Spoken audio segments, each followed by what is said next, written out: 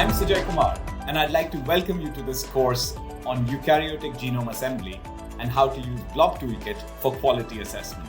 In this 3-week course, you'll learn about BlobToolKit, a powerful set of tools for analyzing genome assemblies. You will learn how to use BlobToolKit to make sense of genome assemblies which may contain multiple organisms. BlobToolKit is available as a web viewer, so you can use it with just browser and internet connection.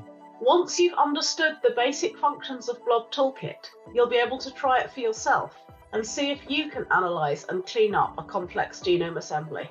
Most of the course will show you how to use BlobToolKit to analyze published genome assembly.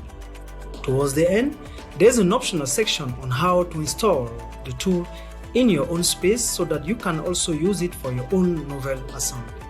We really hope you enjoy the course, and we look forward to meeting you.